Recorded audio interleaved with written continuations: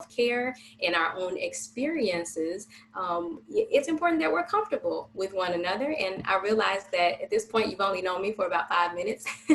So I figured I would share just some quick information about myself, and my background, and even why I'm taking the priority of making these conversations a priority in this season, just to help you in feeling a little more comfortable with today's conversation. And so what you're seeing pictured here is just what I want to demonstrate, that this conversation to me, it's not work. This is a part of who I am as an individual. For the past 10 plus years, I have spoke with individuals across the nation on various topics related to professional development. But it's in this season, within the past couple years, that have been most influential on my life and in my career. My husband and I are the owners and have launched a social enterprise called Fam Foolery, where we create games that celebrate Black history and Black culture. And it was in the launch of that business that we discovered what I will introduce to you today, of the power of play. Our story is that we launched the business in the midst of our own trauma. And so as a result, we discovered that games are not just something fun to do. They help build relationships. They even help our mind expand and learn things in a more effective way. And so at this point in my career, I've been partnering with institutions like ISU across the nation to share the power of play, so that we can all grow and be better at what we do. And so with that being said, let's talk about the conversation at hand today. Sorry, my clicker was not cooperating. So today, in addition to having fun, just to give you a quick scope of what we'll talk about, is we'll talk about what's going on from a scientific standpoint in our minds as we're processing this unpredictable change in our communities. We'll talk about the role that we have and the power that we have to influence change in a positive way. And then we'll talk specifically about what you can be doing to make sure that you're taking care of yourself. And then you'll even walk away today with a tangible action plan to help you to move on the things that we talk about. I mean, let's be honest, we have less than an hour to tackle this huge conversation. And so I want to just make it clear that we'll only begin to scrape the surface. And, hopefully this is just one of many of conversations that we'll have on the topic. And so in that, once you walk away, you'll have a better idea of what the mental health scope is like here in America. You'll be able to identify some healthy methods for you to cope, and we'll even exercise some of your cultural competency today. So we have a full agenda ahead, and it's going to be a lot of fun. Nope, sorry about that. Okay. Now I've laid out to you this grand scheme of things that I'm hoping that you get away from, that you get from this conversation. But keep in mind that the real goal, as far as I'm concerned, is that you get what you came to get out of this conversation. There's something that was going on, or something that triggered in your mind that said, hey, I want to be a part of that self-care conversation. So feel free to share it with your peers right now. In the chat, if you feel comfortable, or just make a mental note to yourself, because if for some reason time escapes us and we don't get a chance to talk about the key thing that is your concern for today, we'll circle back to it during Q&A after the session, and I'll even make myself available following the chat today. All right, so we talked a lot about gameplay and what we'll do for this session. Here's how you're going to walk away a winner from this conversation.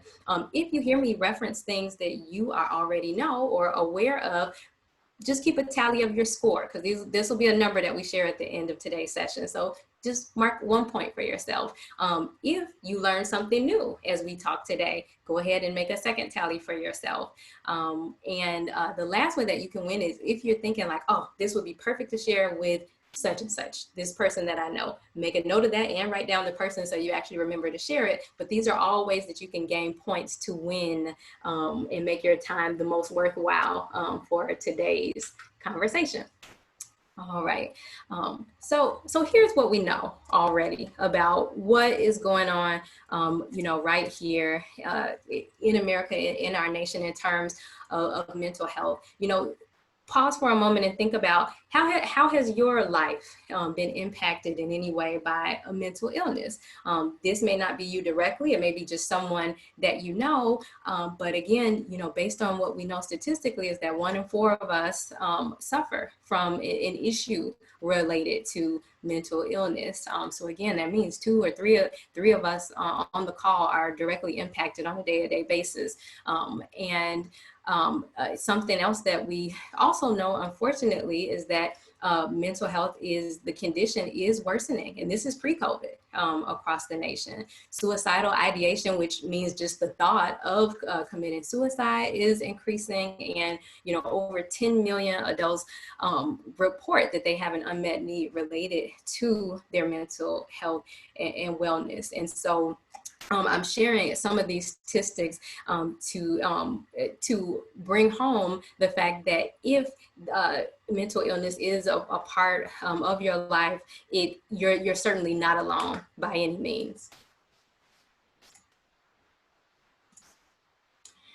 Now, whether or not you have a diagnosed condition when it comes to mental illness, what happens when we're impacted by something like COVID, a pandemic, something we have no control over, we experience this trauma, it takes us on this continuum of emotions. Something that I'll point out about this continuum is it doesn't mean you'll experience these emotions in this order necessarily. And so we're on this continuum of, struggling to let go of life as we knew it pre-COVID to just embracing life as it is and as it will continue to be beyond this point. The indifferent stage in the middle is if you have anyone in your life and they're saying things to you like, I'm just over it at this point. I really just don't care anymore. They're stressed, and in that season of uncertainty. The key thing to make note of when you look at the emotions that we're experiencing is that we all respond differently to the same situation. And so the reason that this conversation is so important is because I know many of you are like me. You are, leaders in your businesses and your teams. You are, leaders of your family. You're a parent or a loved one. People are counting on you. Maybe even just an influencer on social media. But you have it's important for you to be able to recognize that the people that are reporting to you are going to be in different stages, and it may impact how they are communicating with you on a day-to-day basis. And so keep in mind that someone who is embracing new beginnings today, 48 hours can be in a total different space. And so that this is, it's completely normal and okay, no matter where you are in this particular stage. Now, something else that is important to take note of in a season such as this is, although we are all humans and we are all impacted, or we are all experiencing the pandemic, we cannot overlook the fact that there are populations of individuals who are impacted disproportionately, even when it's the same situation. Now, as the Institute of the Intercultural Diversity Institute has pointed out, that that many of people feel that they are more interculturally competent than they really are. So we're going to have fun and just do a little pop quiz. I want to see how many of the dimensions of diversity that you can name. Now, there are 16 protected categories that the government recognizes, but I've done enough of these talks to know that when people hear the words like diversity or intercultural, especially in this season, they think race. But again, race is one of the categories, but there's 15 other dimensions of diversity. And so, wait a minute. Well, you got a sneak peek there, but take a minute in the chat and share, and go ahead and share some of the list what you know to be the dimensions of diversity. And you can even open up your mics too, if you would prefer to say that. Gender, Beth, absolutely. Gender is certainly a category. Raven, race, yep, as we've mentioned. Age, religion, yeah. Raven, you're on a roll. Jemiah came with age. These are great. Sexual orientation, absolutely. Jamie, let's see, I think we're at about six of the dimensions. Physical ability, absolutely, Jemiah.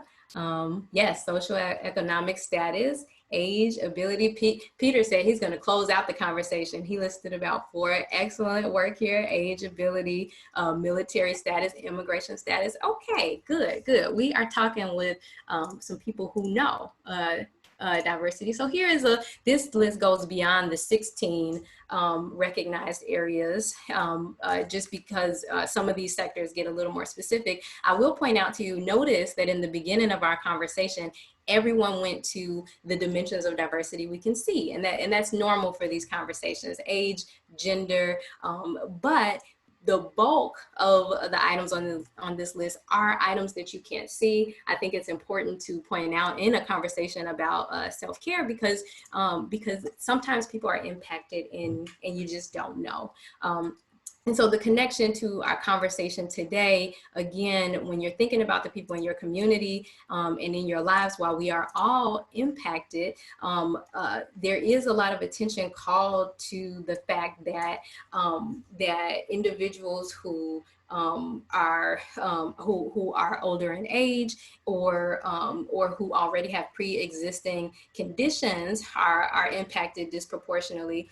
But you may not hear it talked about as frequently that that also people of color are more likely to be exposed to coronavirus and to die from it when they are exposed. The same is for the LGBTQ community. They are also more likely to be exposed and impacted negatively by incorporating the virus or by contracting the virus. So it's important to be aware of that in the communities that we serve. So at this point, with the information I'm sharing, you may be feeling like, well, Rachel, I know all of this is going on, and that's why I'm on this call. Yeah, you're reminding me of all the reasons while I'm a bit stressed out right now. And so again, I reiterate, the reason that I'm sharing some of this information is so that you know the facts, and so that you also know that you are not alone. But I'm also here to spread some good news that even in a time such as a pandemic, there are things that you can be doing to take care of yourself and to care for your communities. And so before we hop into our gameplay in just a moment, we're going to talk about how you can focus on your own self-improvement, how you can invest in your community in some tangible ways, and then we will practice one of the ways that I'm proposing that you can practice de-stressing. Okay, what you're seeing in front of you is what the infamous Stephen Covey refers to as the realm of concern, influence, and control. Now, it's human nature that most of us, we spend most of our time focusing on our realm of concern, the things that we care about, are worried about, layoffs in this particular political climate, racism, protesters or riots happening in our neighborhoods. These are things that would be categorized in your realm of concern because you care deeply about them, but there's not a whole lot that you personally can do about the issue as a whole. That's what we mean about your realm of concern. And so the key is that you want to actually focus your attention on your realm of concern, the things that you can directly do something about. And his theory says that when you focus on your realm of control, it trickles into your realm of influence, which makes it starts to shrink your concern or the things that you're worried about, because you're making change in those areas. And to demonstrate what I'm referring to, I'll give the example of a recent story I saw in the news a couple weeks ago in the midst of the most turbulent times during the protests. There was a man who went out to his neighborhood that where the stores had been looted, windows broken, etc. And so him and he got him and his family, his two young daughters, and it was just them. They didn't have a team, no expectations, but they just went out and started to help the business owners in the neighborhood clean up. Well, people saw what they were doing, and the next thing you knew, there were 20 people out there helping to clean up the neighborhood. Now, again, why does this particular situation end any of the major political challenges that are going on? No, but in that moment, he influenced his daughters and members of his community of all nationalities to come together and be a part of the solution for those business owners. And sure enough, you can guarantee that that action had a huge influence on the lives of those business owners on that day who were probably feeling discouraged. Now, that's not to say that the only way that you can operate and control in your realm is to actually go out and do the same thing. But it's just to give an example that there are things that that you do have control over, even in circumstances that just feel absolutely hopeless. And so after today, I do encourage you to focus your effort on things that are in your control. There's a quote that Hal Elroy shares that I will share, because sometimes when you hear this news about taking matters into your own hands, it can feel like it feels like I'm saying, something that's going on is your fault. And that's not necessarily the case, but it's more so of just reiterating the fact that when you take total responsibility for what's going on in your life, whether it's your fault or not, that is the moment where you are empowered to be able to change something about it. Okay. All right. And so as a follow-up thought, Elroy also shares the fact that many of us find true happiness when we are taking the time to bring the best out of our communities and the individuals who are surrounding us. And so I have been inspired to discover that even while social distancing, there are a number of ways that you can serve your community nationally and help people in a time of need. And so I won't go through each of these opportunities in detail for the sake of time, but here is a list of different ways that you can volunteer, even virtually, as you social distance. And a good example is Adopt a Soldier opportunity, where you can just devote time to writing a letter to soldiers who are deployed, who don't have friends and family members back at home. It can be a small act that takes maybe 20 minutes out of your week, but could mean a matter of life, happiness, and wellness to another individual. Here I have also have included a lengthy list of different ways that you can de-stress. And I do that because, all too often these conversations revolve around specific methods that one has to take in terms of de-stressing. But the truth is that we are all different in terms of what helps us to de-stress.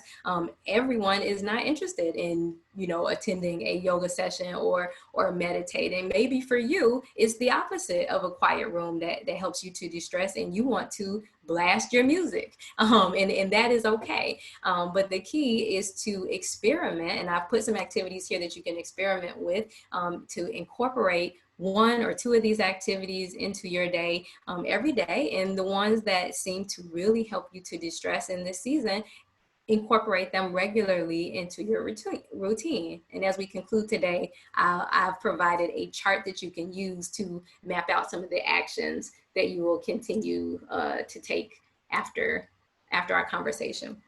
Now, this is a slide that I haven't historically included in this conversation. However, I think it's very important during this time and in this season, in recognizing that social media, that we are regularly reading it, this is something that can interrupt our peace of mind on a daily basis.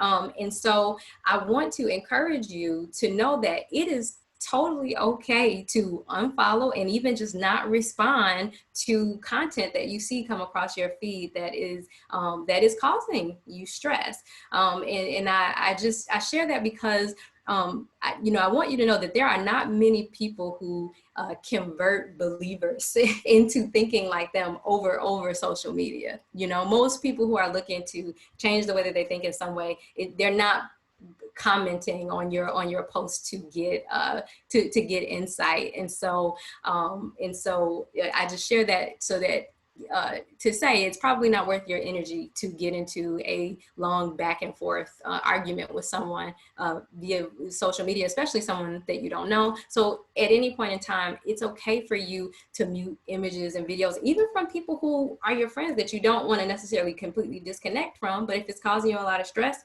what they're posting, you can just silence it for the day or temporarily. So just picking your battles, disconnect when you need to. Social media, especially if it's something that you're using recreationally, it should be a safe haven for you. Something that is producing the energy that you want to see. And again, I'm referring to things that are bothering you a bit. Okay, so when we started to talk about gamification at the start of this conversation, some of you, may have had the thought, well, playing games, what in a time like this, should that really be a priority? Well, I want to point out to you something, think about, sports as a game. There is a serious type of play and purposeful type of play. Someone who is in the NFL or the NBA, they're always playing a game, but I'll tell you this, they definitely take it seriously. And if you have family members who are like my husband, there are people in your life who also take those games very seriously. Games require strategic thinking, team building, they strengthen relationships. Believe it or not, they actually promote feelings of trust because you're both, you're agreeing to adhere and follow these rules. It ignites learning, creativity. There are so many proficiencies that are developed through the art of gamification. And so if it's not something that you already do regularly, try coordinating a game night with your family or your friends. Even you can do it via Zoom. There are apps now that let you play the same game while you're in different locations. It's a powerful way to be able to connect with the individuals that you love. And to demonstrate the power in play, we are going to take the last 15-20 minutes or so before we open up for questions to play a special ISU edition of the premier game that my husband and I have created, which is called Trap Wars, the Urban Game Night Experience. Very simple rules to catch on. We're going to modify the rules just a little bit because this is a card game that was developed with the intent of playing in person. But we are going to, it's a guessing game. I'm going to have a card on my end, and I guess I should pause and share on behalf of the alumni engagement team. You want to listen closely and participate in this section because they actually have some prizes that they are going to be awarding to the individuals who win. See there? Look, now I have everyone's attention. I think I even saw a camera or two pop back on. Prizes? Okay, I'm in.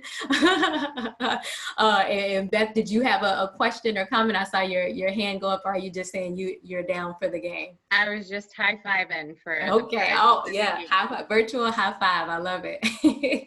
And so we're playing so the original edition of Trap Wars, it's a guessing game, and so I'm going to be verbally describing a word to you, but there's a number of words on here that I cannot say that so it's going to sound like I'm walking on eggshells or tiptoeing around the word. It's your job to guess the word that I'm describing. Now, all the words in the game Trap Wars, they represent Black history or Black culture, and when I say culture, it's maybe foods we eat, things we do. It's across the spectrum, and don't get intimidated if you're a person, if you feel like, well, I'm not that privy to, Black history and culture. Trust me, you probably know a lot more than you think. And then if you're right that you don't, this is the perfect learning opportunity for you. And so at this point, we've played with thousands of individuals, students and alumni. And so I know that I know that it'll be a great time. So we're going to do a quick, I say that this is the ISU special edition because you'll want to listen carefully, because in addition to Black history and culture, we've also snuck in some ISU history and culture in here. So listen for that. And actually, I'm going to start off with with just the samples. This won't be for points or anything. Beth, Lindsay, I know you're helping me to keep track of points. This won't be for points. We're just going to do a quick fun round. And so the way that it'll work is, if you think you know the word I'm describing, you want to be the first one to type it in the chat. You can open up your mic and say it verbally, but I recommend you write it in the chat. That way there's no discrepancy about who said it first. Okay? All right, so let's hop in. Round one. So right now I am describing an animal and almost a person who you can see around campus. They are, yep, Raven knew right off, but Reggie, who? Reggie has a last name. There we go. All right. So Raven is the winner of our sample round, and she is right. The answer was Redbird. So I couldn't say Reggie. I couldn't say mascot, logo, or cardinal. So you get the gist of it. Congratulations, Raven, for making sure that everybody's on their feet. Jemiah was coming in at a close second. Okay, and so I'm leaving this up for a sample so that kind of the model of the card, but I'm going to go ahead and skip on. Okay. All right, so our next word, now it's official now. These are for points, Beth and Lindsay, so let's take note of who's getting them. All right, so the category of this word is it's food, often served maybe at brunch. I feel like this combination of foods it's a combination, two foods typically served at brunch. Yep, Jemiah hit it right on the head. Chicken and waffle. Let's see if I can show without. Yep, chicken and waffles. So started in the South, and I feel like now everywhere you go, whether it's an urban or Black-owned restaurant or not, it has trickled into pop culture. Everyone is eating chicken and waffles, and started by Gladys Knight in Atlanta. Okay, so we got Jemiah with that first win.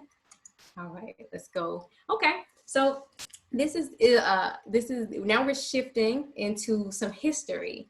Now, this individual is the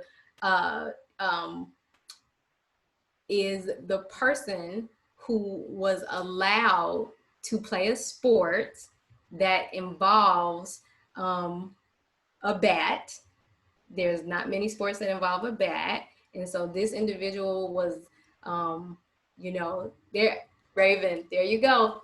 Jackie Robinson. She knows her serious, her history. She I was stumbling. I almost said first multiple times. So Raven got that next point.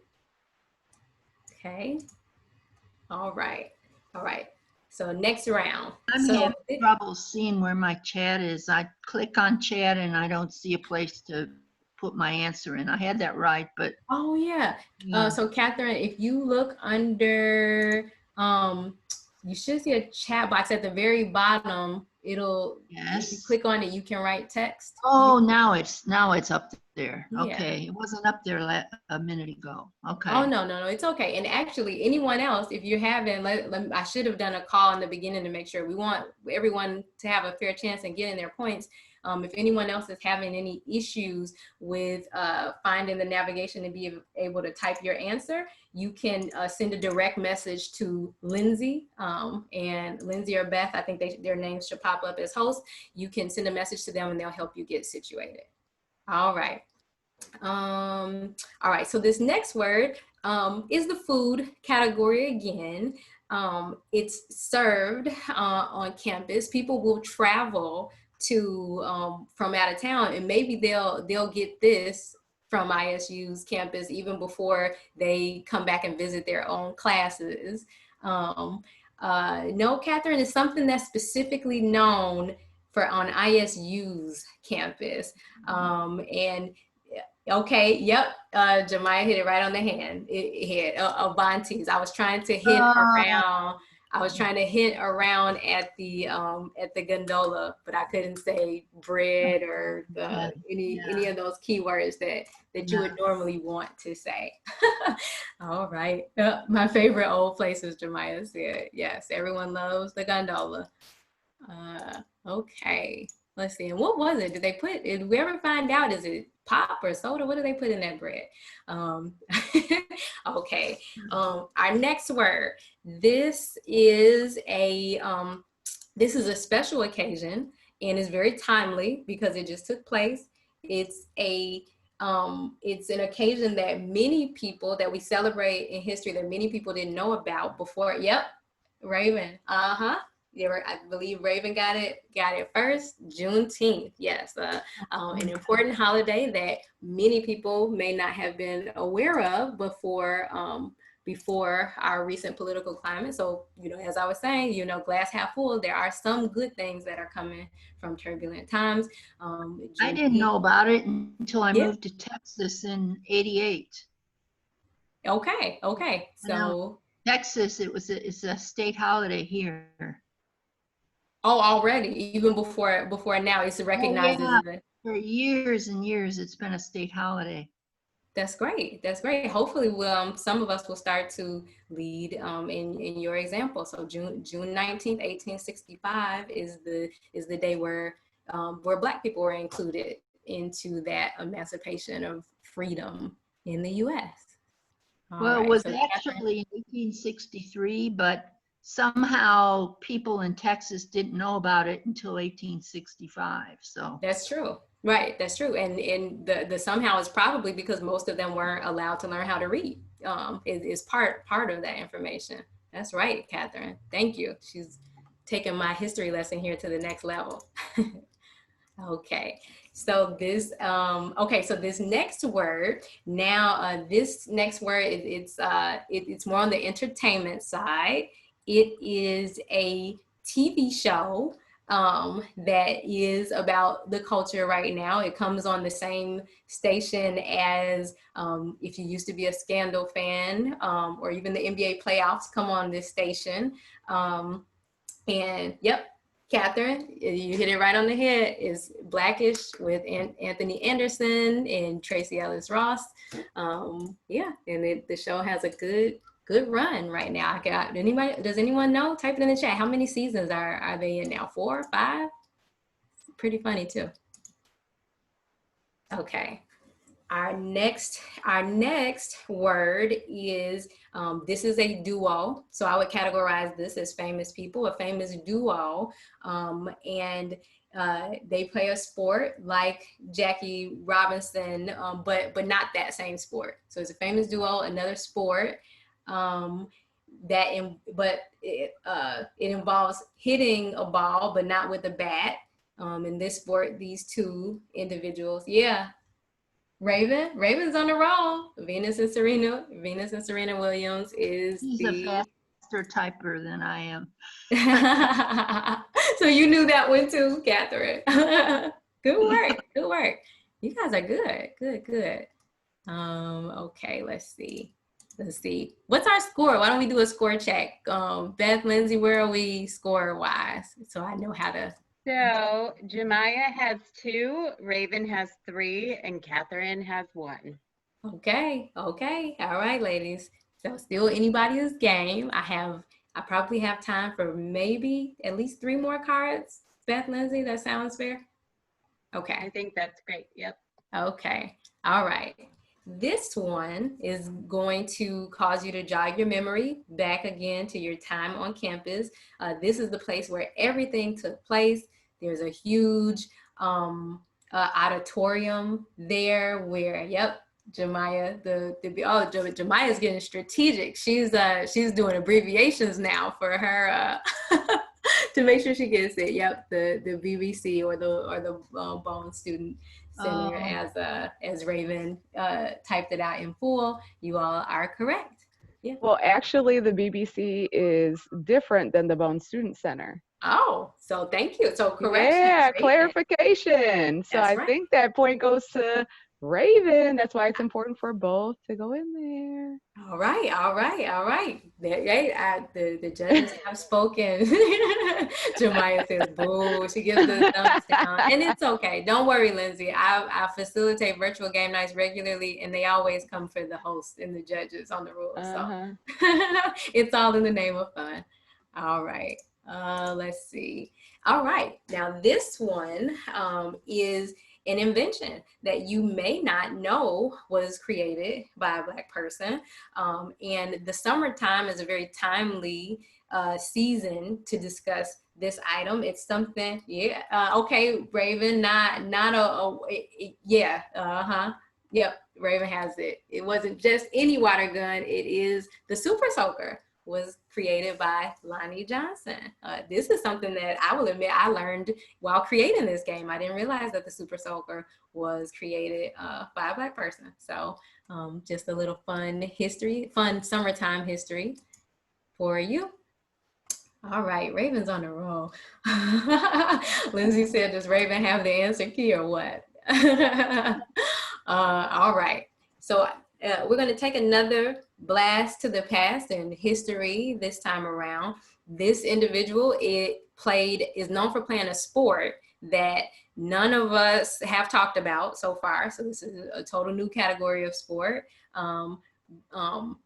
He would always he was the best, and he would let you know that he was the best. And not exactly in those words. That's right. Full name, Jemiah said Ali. So Peter is the first one that said it all the way out. Muhammad Ali.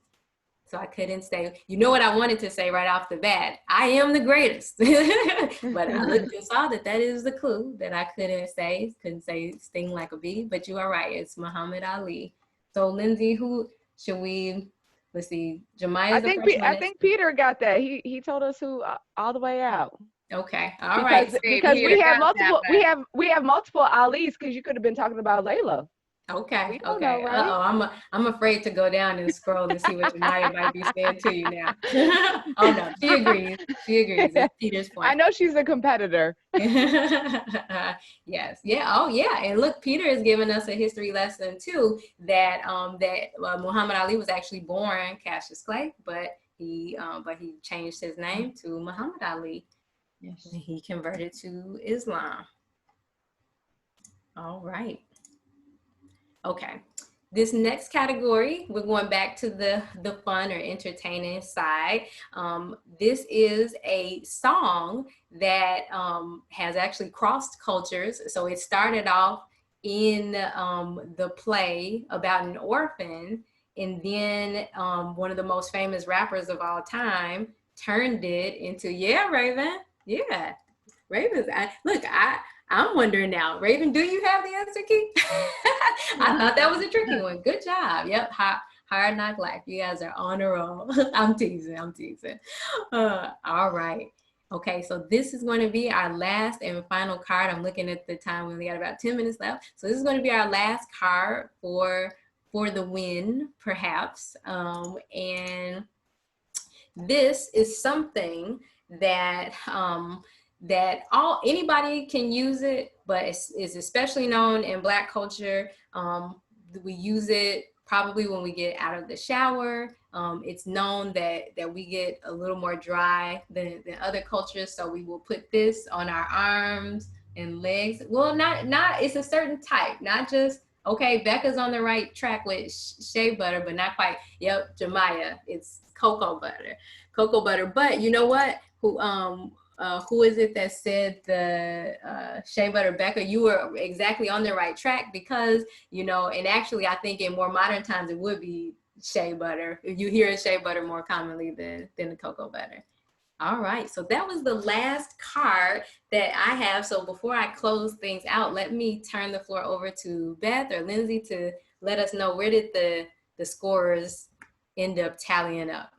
So we have Jemiah with 5, Raven with 4, Catherine with 1, and Peter with 1. All right. Jemiah and Raven were going neck and neck. I will, Lindsay, Beth, I'll close things out in terms of the self-care conversation, and then I'll let you all talk prizes afterwards. But congratulations to everyone, and to both Catherine and Peter as well, for dropping some Black history facts into the chat as we talked. Congratulations to all of you. Hopefully you have been tracking along the way as we have talked. Sorry. Hopefully we having some kind of tech issue here. Okay, so hopefully you've been tracking, as I encouraged you to do in the beginning, of those 3 items. You know, what are some things you've identified that you already know? Maybe there are some points you didn't calculate for yourself during the game. What are some new things that you learned today? And lastly, what have you learned that you can share with a friend?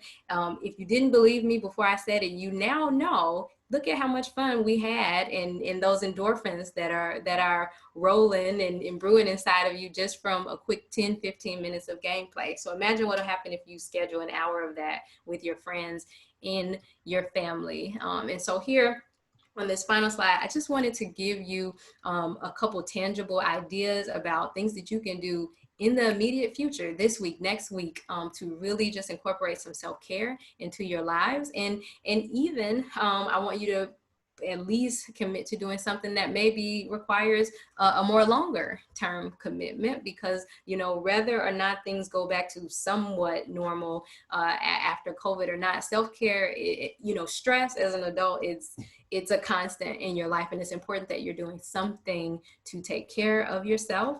And in this very moment, I want to challenge you to take a minute and write down whatever it is that you are going to do moving forward, because the challenge when you attend sessions like this is there's a small window of time between where you just feel very inspired and say, yeah, you know, I should incorporate some of this into my schedule. But then you go back into the rest of your workday routine, and then it's just a nice fleeting thought.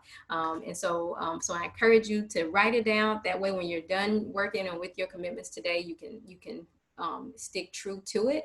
And the last and final thought that I hope that I've left you with some of the information that I've shared today is that you are not alone.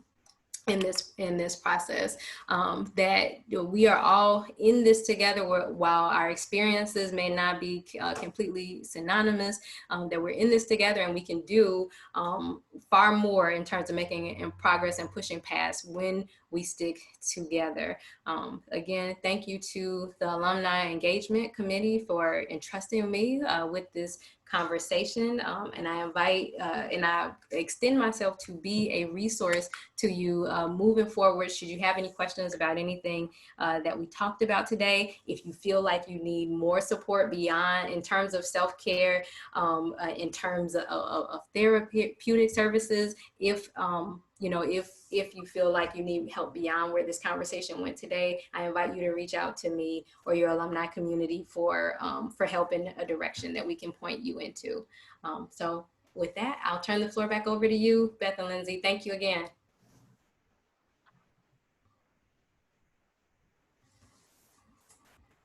All right. Well, thank you so much to all of our attendees for joining the Alumni Association today for this session. For everyone that scored today, you can expect to hear from us, and we will be sending you something in the mail. So it's always nice to receive something in the mail that's not, you know, bills, right?